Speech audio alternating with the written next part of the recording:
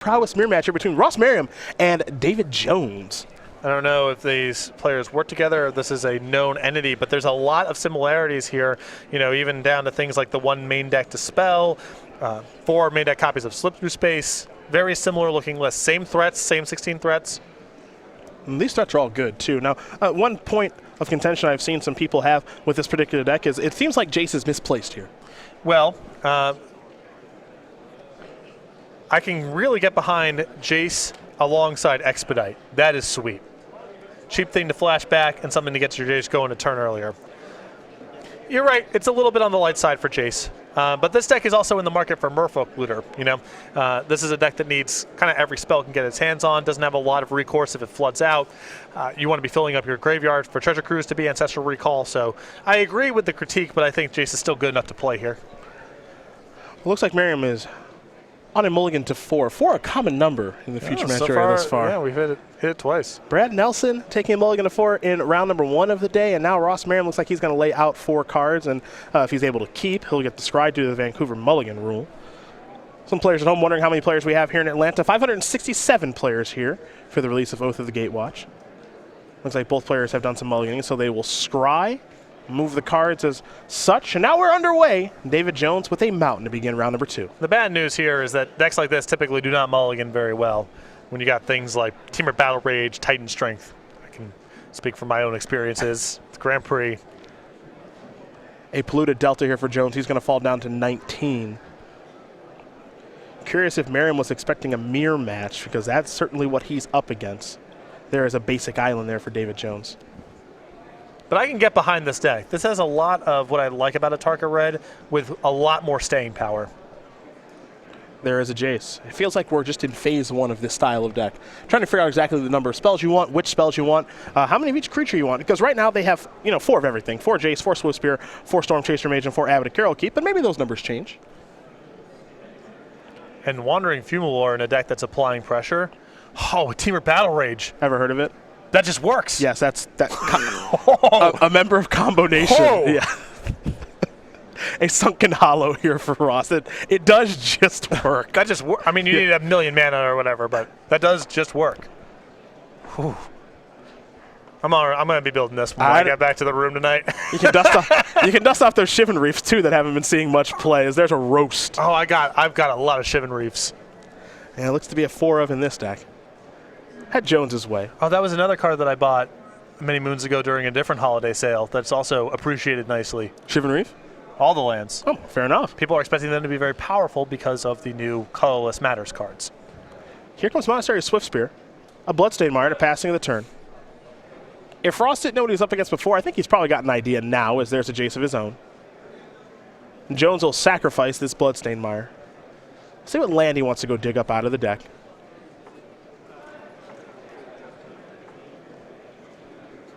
And he's going to go with a Smoldering Marsh.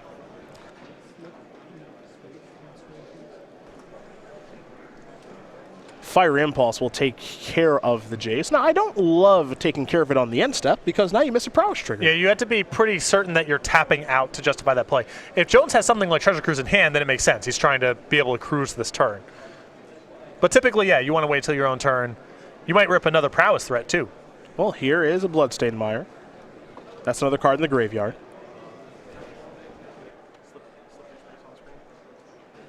Now, here's a card that maybe helped put this deck on the map. Well, this alongside Expedite's new cycle of cheap cantrips, and it's obviously doing a lot of good work here. Cheap cantrips, very powerful with prowess threats, good for filling up your graveyard, and Expedite and Slip Through Space are both very good at facilitating combo kills via pump spells.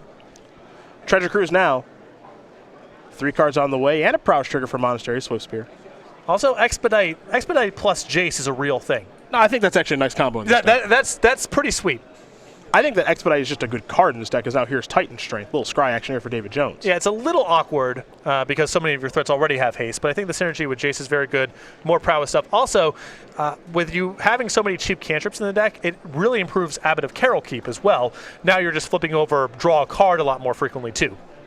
Getting deep in your deck, building up your graveyard for Treasure Cruise, which is obviously a very important card in this deck, as we head back David Jones's way. Merriam can only just play a land. 2 mana. There is a Storm Chaser Mage. That's an Expedite. Prowess triggers abound. Double haste. Yep. Here's a land. Here come the beatdowns. Gets it twice. Storm Chaser Mage, 1/3 flying haste prowess. It's an uncommon from Oath of the Gatewatch, and it looks to be a pretty gosh darn good one. I'm going to be playing with this card for sure in the next couple of months. It's right up your alley. And what I really like about this card and moving the deck in this kind of direction is Oath of the Gatewatch has a lot of very powerful sweepers in it, a lot of powerful instant speed removal. I'm not sure that a deck like a Tarka Red is going to be viable if people have those kind of cards in the sideboard. A deck with counter spells and treasure cruise, you can hang around with people that have a couple sweepers in their deck. You can beat that. Also, a lot of these threats are going to have toughness that's high enough to survive those kind of sweeping effects as well. So I'm very excited about taking the Atarka Red style decks into this kind of direction instead. A basic island here for Ross off of that Pluto Delta falls down to 7. Does he have any way to come back here? He's got to get these creatures off the battlefield. Now, one thing that this kind of deck does lack, as we take a look at the deck list, is actual direct damage. You're not going to find a card like Jeskai Charm. I don't know, Lightning Bolt is an example. Obviously not a card in the format, but you just don't find a lot of direct damage here. No. I mean, when you have cards like Expedite and Slip Through Space, you are kind of committed to doing 20 with creatures. And this deck is in the market for as much cheap stuff as possible, and Standard doesn't really have a lot in the way of playable cheap burn besides Wild Slash. And Wild Slash is not really a great burn spell. It's a fine removal spell. Having the option to hit your opponent's great, but you don't have the critical mass of Stoke the Flame, Boros Charm type of cards like you once did. Here's Treasure Cruise from Merriam.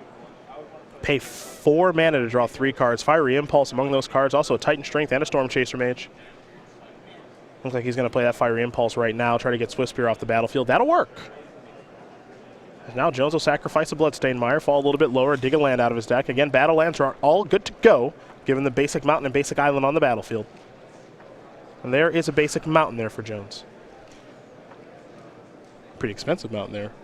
No, like $5 or $6. Yeah. Beta. It's more than I'm willing to pay for my mountains.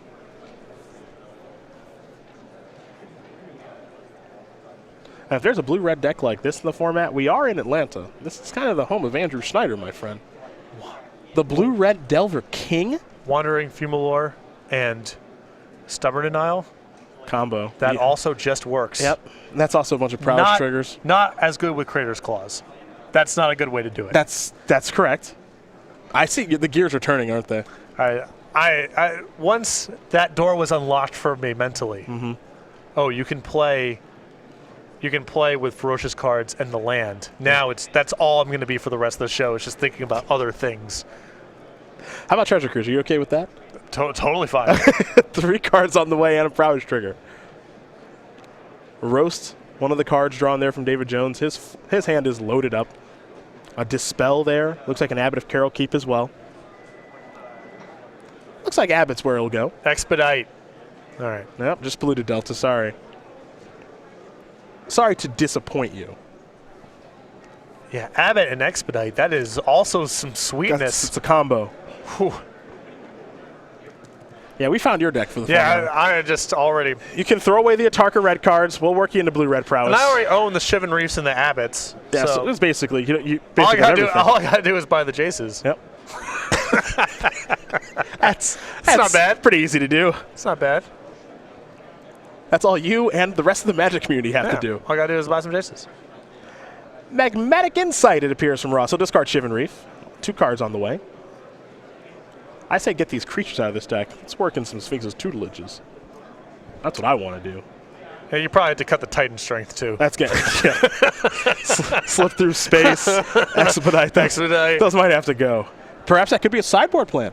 Expedite your creature at a turn, untap, Slip Through Space it on my turn. Yeah. Just triggering the tutelage over and over again. That seems like a different deck. That's more complicated. That's outside the scope of this broadcast. Maybe.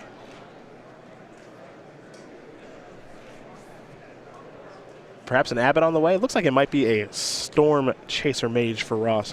One of the things about this deck, well, I'll be interested to see because I don't want to say anything too definitive given it's the first time that we're watching it here, but not sure how well it plays defense. Yeah, in the mirror match here, I can already tell with prowess and with the various one-mana spells, you want to be attacking, not blocking. Yeah. Ross is doing what he can. He mulliganed, and it took him a little while to get off the ground here, but I suspect this turn, given the number of spells in Jones's hand, is not going to go well here for Merriam. I suppose we do forget. You know, Ross did mulligan to 4 this game. Yep. So he's actually putting up quite a good fight given the mulligan. Not saying it's his fault. I'm just saying this is where we're at. Yeah. Another treasure cruise there in David Jones' hand, but his graveyard has been exhausted as he is cruised twice. Let's see what this will be. Slip through space. Trigger prowess. Draw a card. It's a nice addition for this deck. Blue to Delta appears to be the draw. What else David Jones got this turn? There's a roast in hand, just no target right now. A little odd that this card is a devoid card and Expedite is not. It's a little odd. A touch. A touch. You know, I'm just saying, it is what it is. Yeah. Cards are printed, but it's a little odd. Yeah. Expedite could be for allies. Here come the beatdowns. 3 damage will come across there from the Abbot. Merriam's going to fall down to 2. And now just a passing of the turn. So Ross not dead yet. Can he come back? And this deck doesn't have Become Immense, but it still has some of the capabilities to come back in spots like this and kill because of Team of Battle Rage and Titan Strength. If Jones has no interaction, it is conceivable for Ross to untap and kill him here. Mm-hmm.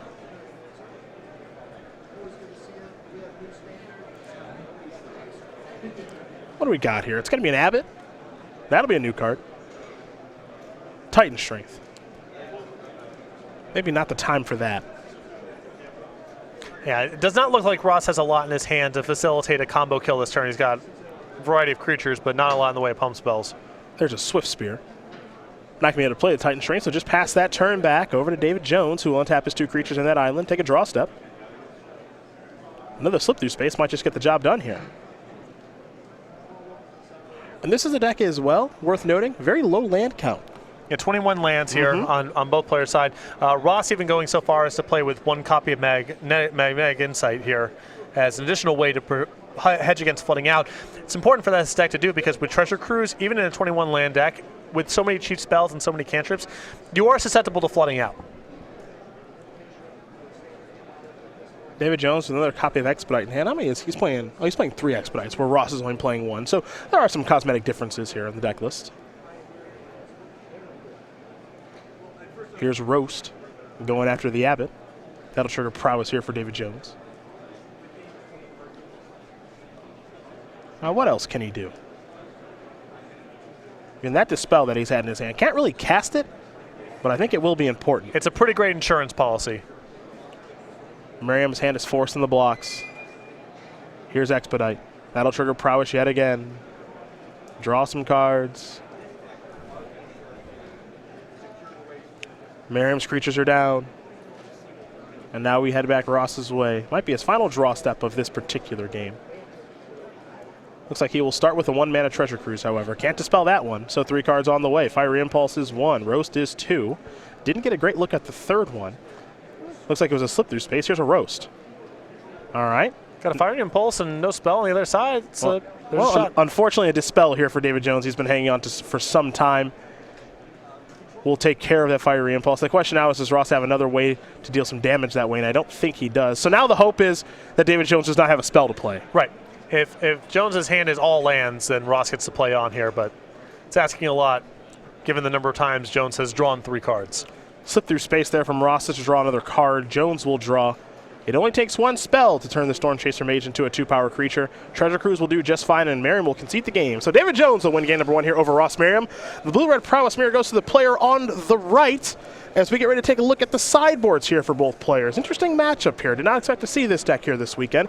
We'll start with Ross Merriam. 2 Dispel, 3 Disdainful Strokes, 2 Wild/2 Roast, a Boiling Earth and Arc Lightning, actually, 2 copies of Team of Battle Rage, Pia and Kieran Nalaar. I think that's going to play a role in things, and Sarkin the Dragon Speaker. Pia Kieran Nalaar seems great to me in this kind of matchup. It's just a lot of stats, and if both players are boarding into a lot of removal spells, very good naturally in that kind of game. I think the 1 copy of Sarkin here is also pretty good. Just another removal spell and a threat that's fairly hard to answer.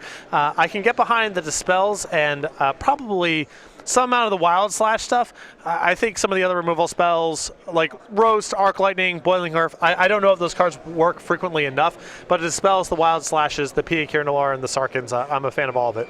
We'll take a look at David Jones. He's got 2 Disdainful Stroke, 2 Dispel, a Murderous Cut, so a little touch in black there, along with the Painful Truths. 2 Wild Slash Roast, 2 Duress, 2 P and Kieran Nalars of his own, and then 2 Boiling Earths. I love the copies of Dispel here, the Murderous Cut, the P. Kieran Nalar, and the 2 copies of Duress. I'm not sure if it's worth splashing black in this deck or not. I haven't gotten to play with it much myself. The third color does seem like it's a pretty significant cost in terms of your lands, but Duress and Murderous Cuts both seem just great for this kind of matchup. Well, those are the options there for both players. They'll shuffle up, sideboard accordingly, and we'll watch game number 2 here in just a moment. In the meantime, we're going to talk about that Season 1 schedule here on the SCG Tour. We started in Las Vegas. That's where Caleb Scherer got the job done. He was your Season 4 Invitational champion last year. They'll let him go to the Players' Championship to make a Day 2 run there. Brian Braun got his first win on the SCG Tour, then the Open Series, now the SCG Tour. Crazy thing to think about given his success in Invitationals and Opens. Then for the new year, we went to Cincinnati. We saw Bobby Fortinelli basically get Amulet Bloom banned that weekend with some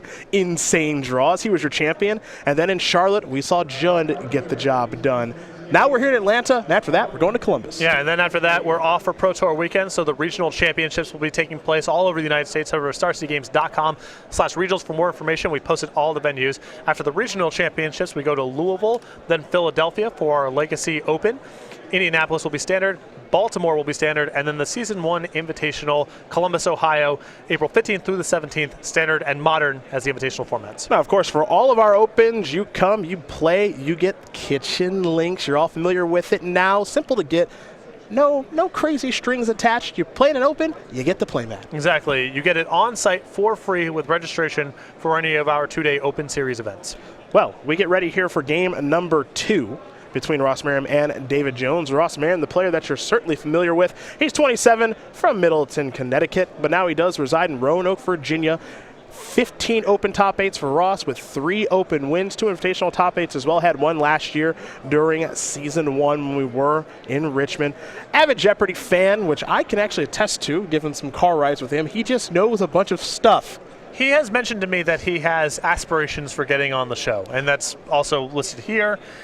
He's very into trivia. From what I've been told, he's on the Jeopardy waiting list. Okay. So, if he ever gets on the big show. He's a very smart guy, and he's very interested in accumulating tidbits of information. So not surprising to me that he's on the trajectory to get onto Jeopardy. A big Roger Federer fan, and we know about the old cereal and milk nonsense debacle here for Ross. But someone who, over the past, I would say, 2.5 years, has really stepped his game up. Yes, absolutely. It's been a lot of fun to watch, and we've seen it mostly here on the SCG Tour. So we get ready here to watch him play game number 2 against David Jones, the Blue-Red Prowess Mirror. A very interesting deck here. Again, there are so many new cards from Oath of the Gatewatch. Storm Chaser Mages enabled, I would say, this archetype along with Slip Through Space, and Expedite in some capacity. Yeah, the format didn't have a lot in the way of cheap cantrips, and Expedite and Slip Through Space have text boxes that are relevant for this sort of deck. This kind of deck would already be in the market to play with 1 mana draw a card because of Prowess. The fact that those cards have real text boxes is a huge bonus.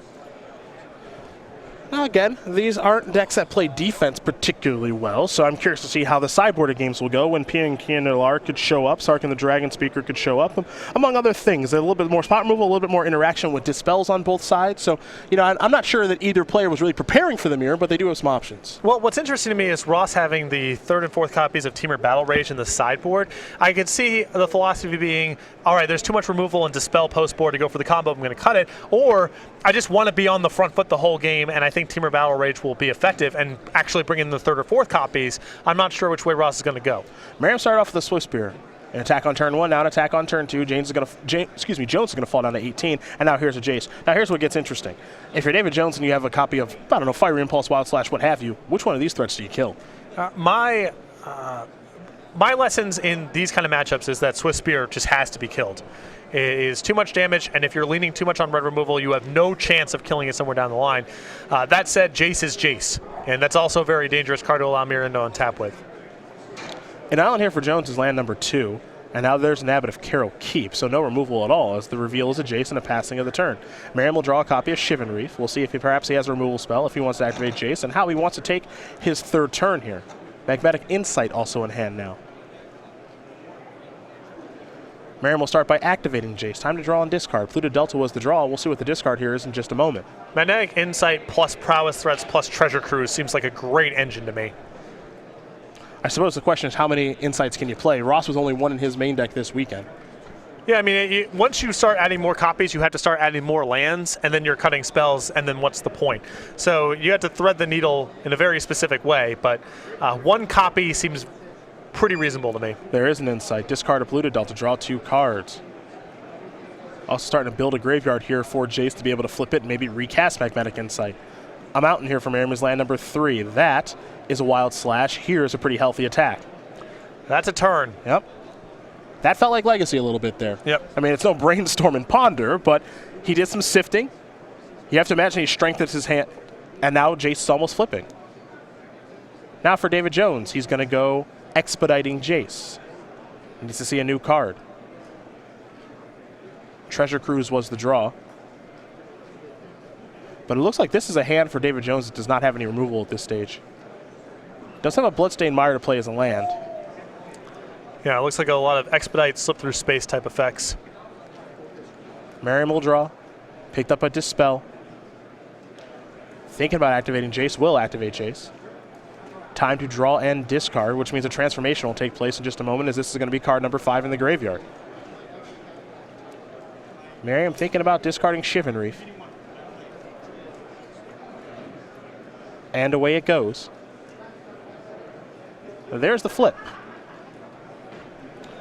Jace going to go down to 2, looking to recast Magnetic Insight. Discard a land, and away we go. 2 more cards coming. There's also a prowess trigger there, the first. Wandering Fumarole, one of the lands that was drawn there. There is some stuff going on here right now that feels closer to a modern deck than to a standard deck. I agree. I agree. The other side of it, though, is that Jones is sitting here with a bunch of, one-mana pump spells in his hand he can't cast. But on Ross' side of the table, this feels like an engine. Bloodstained Mire going to dig up a mountain here for David Jones. It's obviously not perfect yet for what these two players are playing as far as the deck list is concerned, but you can definitely tell that there's something here. Yep. And it's a question how good the mana is. If there was a blue-red battle land, I think this would be very easy to pull off, but yeah, has a lot of cheap red spells and a lot of cheap blue spells and no real good dual land besides the creature land. So how consistent is your mana? Shivan Reef's doing a lot of work here, I'm sure. That's for sure. Expedite there on the end set from David Jones, going to allow him to get a little bit deeper into his deck. See what we have here. It's a Jace for him. Can he expedite it? Does he want to expedite? He's got expedite in hand. There is expedite. Does that work? Fire Impulse is going to try to stop it. And a Dispel will stop that. And a Dispel will counter the Dispel. Yet another tough turn here for Jones. Yeah. Jace is dead. Cantrip gets fizzled. That's tough there. Let's head back Merriam's way now, as he does certainly win that exchange. The only thing Ross is missing now, it feels like to me, is a Treasure Cruise. That'd be a real backbreaker. Jace is just going to go up. It looks like Swiftspear's only going to attack for 1. An honest turn there for Monastery Swiftspear. Merriam with a follow-up, just another Jace. Pass that turn back. Wandering Fumarole.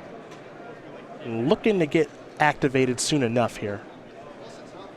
Merriam playing 2 copies of that in his deck list this weekend.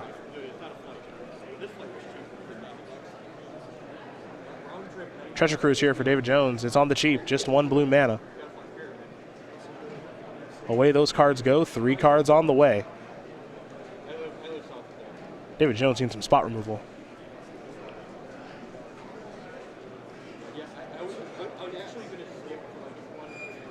I think he may have found some with the way he's tapping his mana. Swiftspear to start.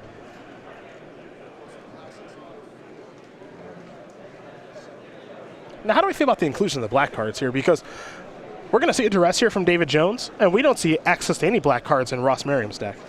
My instinct here is that the color mana situation of this deck is already sensitive enough, and you need to be playing lands untapped, that I would probably err on the side of not having black cards. Also, Duress and Murderous Cut, they're powerful cards, but there's red removal you can select from, and there's counter spells if you want, more anti-spell action. So I don't see duress as being a requirement. Certainly having access to Murderous Cut is nice, but I think that I would want to build the mana closer to the way that Ross has it. Swiftspear going to come across here for 2. And Jace going to fall down to 1. Merriam's last card in hand, just a slip through space. He'll draw for the turn. Picked up an Abbot of Carol Keep. Now what gets interesting is, does he want to do something like activate the Jace? That would transform into Jace Telepath Unbound and lose the other one. How powerful does he feel the cards are in his hand? What is Abbot going to reveal? How does he want to sequence the turn? A lot of options here for Ross.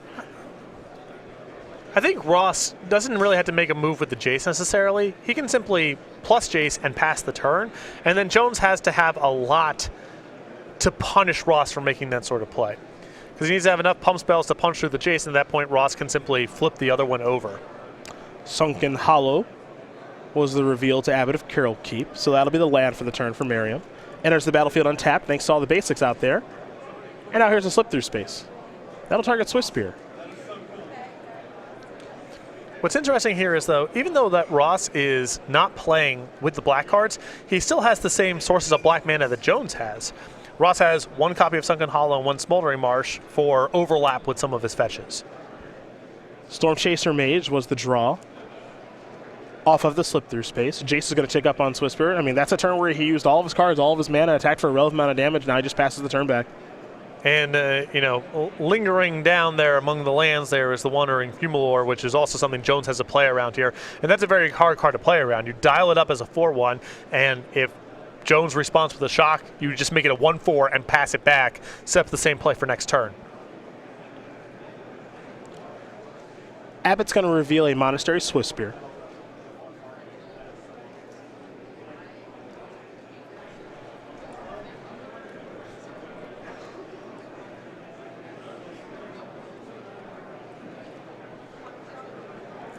It looks like he doesn't have any interest in playing that one.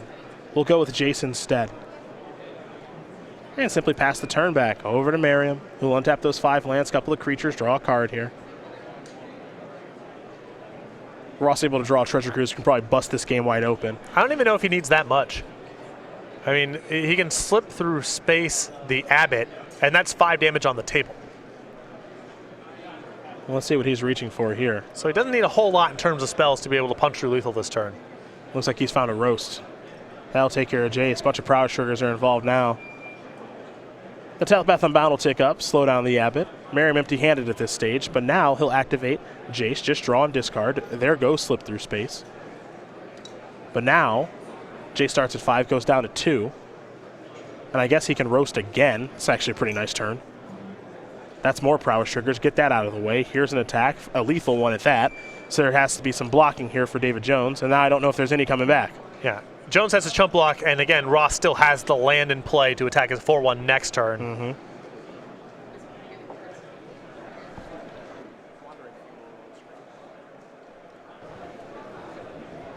There is that powerful one. Starts as a 1-4, and then you can flip its power and toughness. It's a scary card. And I talked a lot when we first were spoiling some cards for Battle for Zendikar, how I felt like the creature lands, Lumbering Falls, and Shambling Men, they were not as good as the World Wake analogs.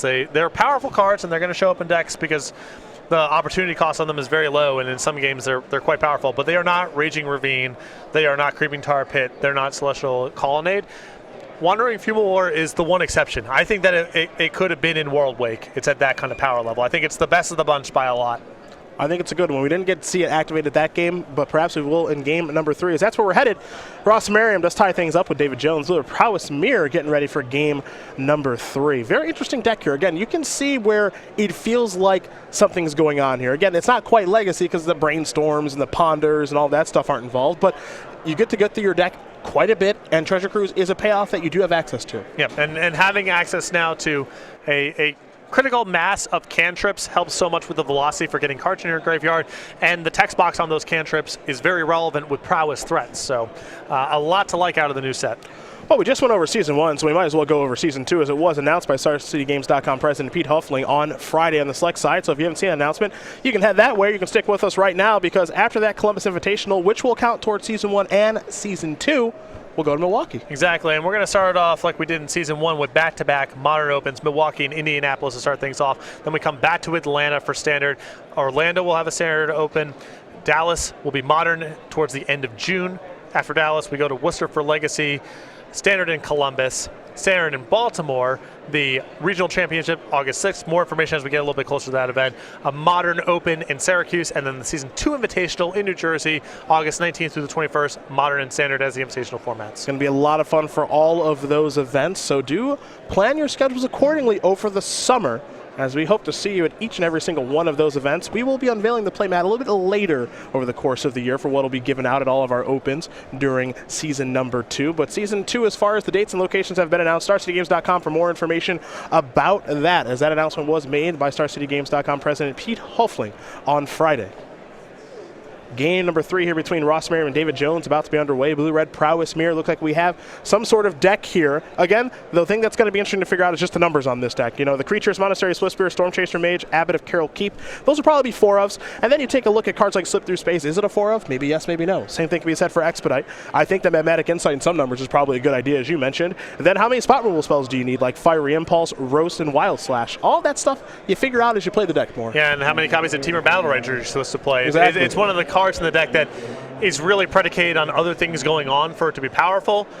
Some people really like having access to the kind of effect, because when it's good, it's great. Some people do not like the inconsistency of it. I think both players on 2 copies in the main deck. Ross with the ability to sideboard in the 3rd and 4th copy. Yeah, you know, there's my inclination right now, given, you know, I've watched 2 games of the deck play, but, you know, it just doesn't feel like Titan Strength and Teamer Battle Rage. I understand the combo finish that you do have available, but it just doesn't seem like it fits right now. I don't know. With Expedite and with Slip Through Space, a Teamer Battle Rage becomes a very different animal, because there's going to be spots where your opponent thinks they're in the clear and they're not. And what's also very nice about having the combo here is this deck gets to play with Dispel. When you're playing a Tarka Red, when your opponent has Murderous Cut up, that's just it. There's no way for you to execute the combo until you slog through all their removal. But when you have Dispel, even if your opponent has a removal spell up, you can just punch through, execute the combo, and dispel whatever their response is. Well, Spell a heck of a card in this format. Yes. The deeper we go, I mean, 1 mana counter target instant. There are so many powerful instants in this format. That's a heck of a Magic card. I think we're just going to continue to see that card rise and rise and rise and see play in this new standard format. We really like what's going on with that. Looks like Jones is going to take a look at 6 cards here. Again, keep in mind, he will be on the play. What I also like about the Slip Through Space Expedite kind of cards, they make your deck a lot better at fighting Planeswalkers too, because you get better shots at being able to take out a Planeswalker before they become overwhelming. That does make sense. It does seem like this deck would match up pretty well against a card like Gideon, for example. Exactly, and that was another experience I had with playing a Tarka Red, was not that Gideon was good against you every game because it's a little on the slow side, but when they played on a stable board, that's just it. There's no hope of getting it off the table or being able to assemble lethal. But with Slip Through Space, Flyers, Expedite, you have a better shot of killing Gideon straight up. You also have a better shot of killing your opponent, even if they've had Gideon in play for several turns. Wanted Fumarole is where Jones does start the game. Here's a Bloodstained Mire. It'll search up a basic mountain.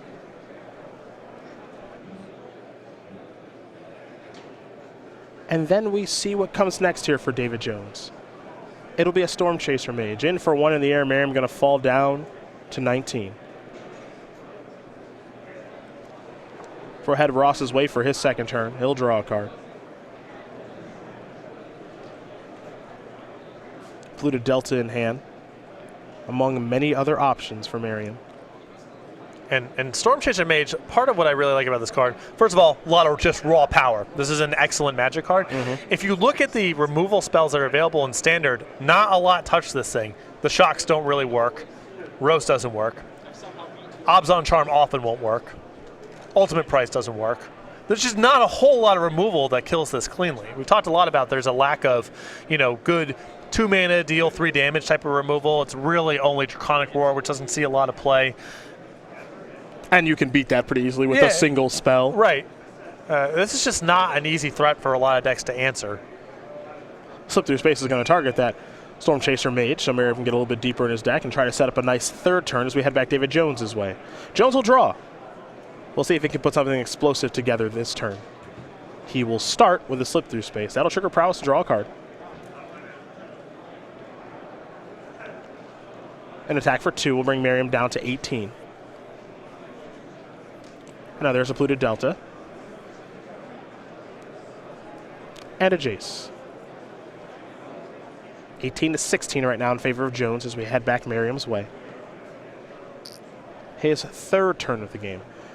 But now we get into that situation yet again where is it, do you kill Jace, do you kill Storm Chaser Mage, if you have the option. And is your mana good enough to be able to play everything efficiently? You know, this deck is putting a lot of pressure on its own colored mana. It has 1 mana blue cards and 1 mana red cards, and the dual lands honestly aren't that good.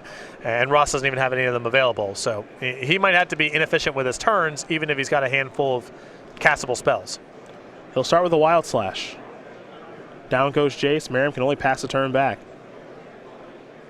Remember, he cast that Magnetic Insight. He did have access to a third land, but he let it go in exchange for 2 cards. Just an attack for 1, another Wandering Fumarole, and just a passing of the turn there from Jones back over to Merriam. Merriam down to 15. Rice might have to run the gamble with Abbot of Carroll Keep, try to find a land. Monastery Swiftspear is not a land, and that'll be Merriam's turn. Storm Chaser Mage the draw there for David Jones. There's a Polluted Delta. He'll sacrifice that very quickly, fall down to 17. And this land is so punishing against red decks when they fall behind because 4 power is a lot, and even if you have a shock, they just make it a 1/4 and run it back next turn. Well, remember, it starts as a 1/4. Oh, sure. So with the flipping and stuff like that, shocks will actually work favorably depending on if they flip it. Yeah, if mana's up, then you can simply shove for 1. Sure. And if they ever tap low, then you just swap. Then you can shove for 4. It's powerful nonetheless because this is an attack that Ross can't block. Yep. I mean, technically he can, but he would lose his Abbot. Right, it's a chump block.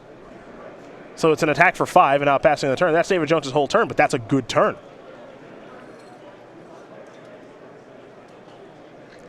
Slip through space, draw. Yeah, I think we're going to have a lot of Aquamoeba style stories involving this land and red removal, and people think they can tag it. Yep. Switching is not necessarily the best against red removal because at some point the stack clears with your thing at 1 toughness and it having 2 or 3 damage on it.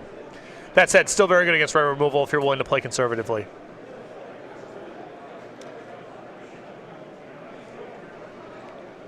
Ross with a Fiery Impulse. And it does have Spell Mastery, so down goes the Storm Chaser Mage, now just a passing of the turn.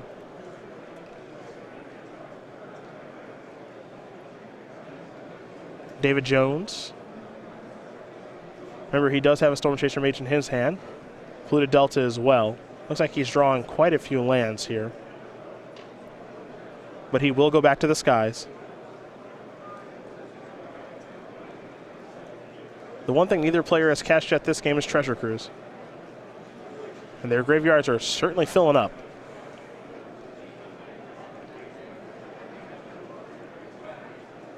Looks like the beatdowns in the air are coming. Polluted Delta and just going to pass. Over to Ross.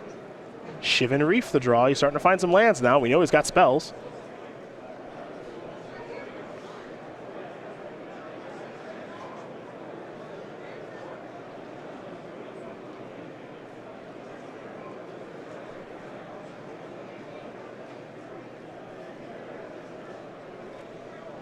This will be an attack for 2. Jones will take that 2. He'll fall down to 12. Next up is Jace. Looks like Merriam will take 1. Storm Chaser Mage back on D. And now a passing of the turn. Jones will sacrifice that Polluted Delta. He's going to fall down to 11. We'll see what land he wants to dig up. He's thinking Sunken Hollow. That'll enter the battlefield untapped, of course, given the 2 basics that are out there. And you die a lot from this spot. You might think you're safe, but... Yeah, Ross is playing as much defense as he can, but as we've mentioned a couple times, these decks are a lot better playing offense than defense, especially with Jones having the creature land available. It doesn't take a whole lot here for Ross to either be dead this turn or at least be chump blocking with Jace.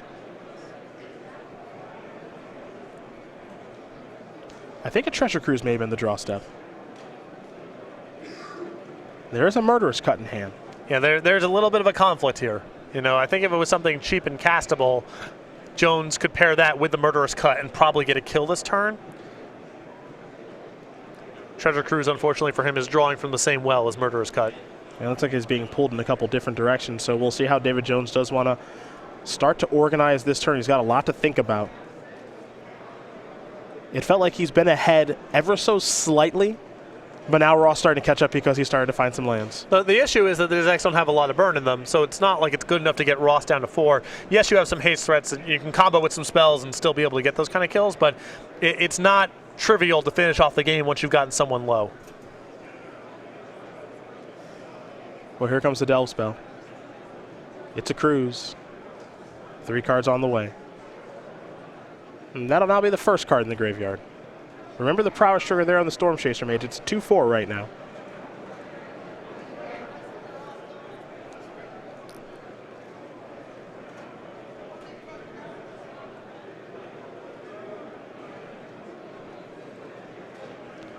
Fiery Impulse, going to take care of Jace.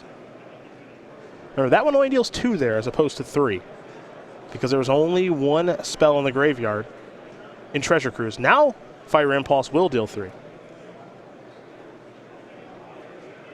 There's a land for the turn.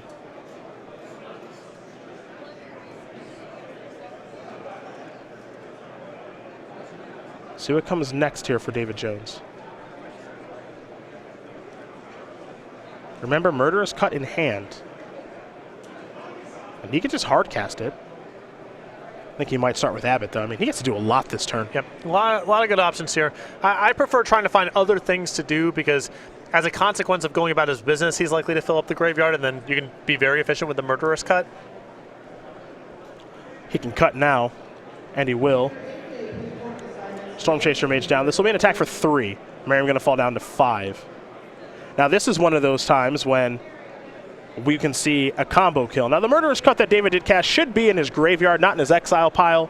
And that'll certainly matter for a deck that has Delve in it, so we want to make sure that that's clear. Speaking of delving, that's exactly what Ross Merriam is doing. So he'll delve away a bunch of cards and play a Treasure Cruise. But now with Merriam falling to 4, he is put under enormous pressure by the Wandering Fumarole. Now, this is one of those times where we could see the combo kill actually play a role in things. Oh, for sure. Shields are down. Yep.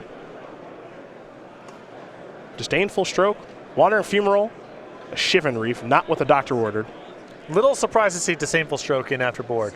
It's the answer to Treasure Cruise, and if you're expecting PA Kieran, it's the answer to that. But in this matchup, leaving up 2 mana seems really rough. Feels like both players have a ton to do with their mana every single turn.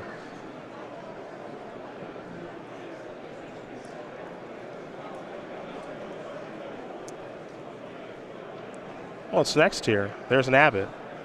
Reveal. Mountain. Merriam has not played a land yet for the turn. You talk about Pia and Kieran Alar. That's the kind of card that Ross wants to draw because that stabilizes everything. Yes. It's pressure, it's instant speed answers, it's blockers, it's everything in this kind of matchup. Ross may not play that Mountain. Yeah, he might need blue mana. Okay. He does. There's Shivan Reef. He'll take 1. There's Jace. And now the fingers are crossed and he hopes he doesn't die in the air. That's all he can do. Time for David Jones to draw a card. A Mountain and a Titan Strength. And Titan Strength will be more enough to get it done. David Jones going to win this match here over Ross Merriam, 2-1. The Blue-Red Prowess Mirror goes to David Jones. So congratulations to him. He is 2-0 to start the weekend. Ross Merriam will slide down to 1-1. And it's an interesting deck that we do have here in Blue-Red Prowess.